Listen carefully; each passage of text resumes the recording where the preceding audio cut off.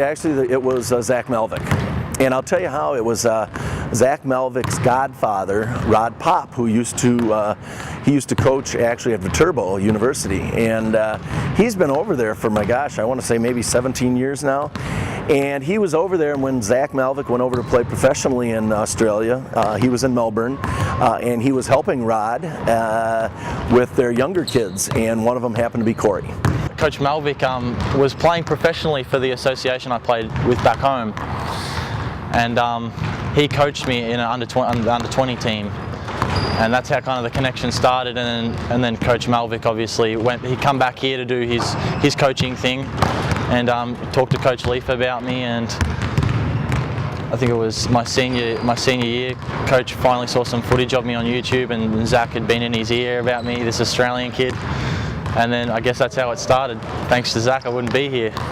Before basketball, I was a big, in Australia we play football, Australian rules football, so I was a big, we call it footy, so I was a big footy player. I played a lot of cricket and some other sports, some Australian kind of backyard sports.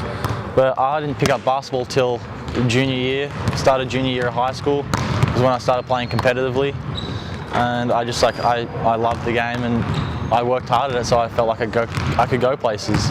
But other than that, I didn't really consider basketball for a while, so I kind of picked it up fairly late.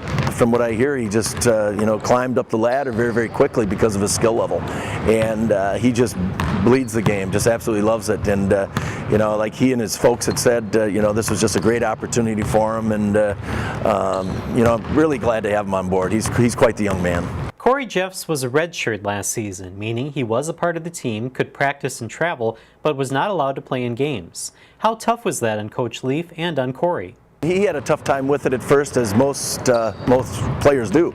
But you have to look at it from a standpoint is most kids will be in school for about 4.8 years. That's the average. And if you're going to be here for that extra year, why not play ball?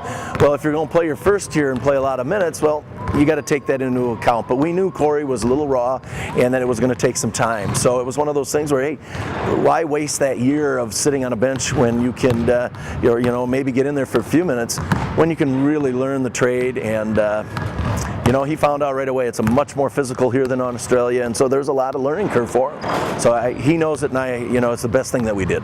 It was very difficult. I mean, I feel like it's difficult for every player that redshirts. If you love the game of basketball, it should be difficult to sit and watch when you know you could be playing.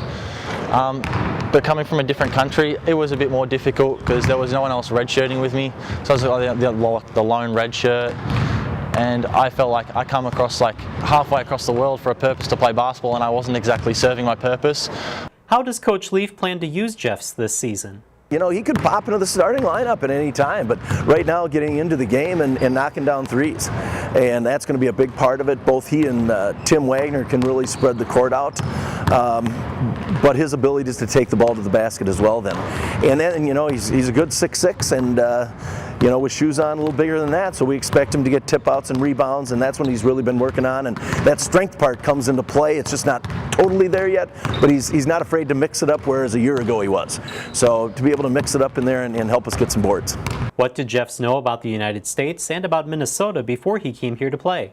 The only thing I really knew about Minnesota was probably the Timberwolves. Yeah, that's really the only thing I know, and probably the Lynx, I'm pretty sure the women's team's called. And I knew it snowed. That's all I knew. I'm sorry, I don't mean to offend anyone, but that's all I knew.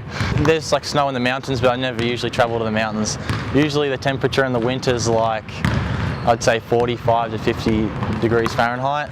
So obviously not really comparable to the winter here, because last winter was shocking.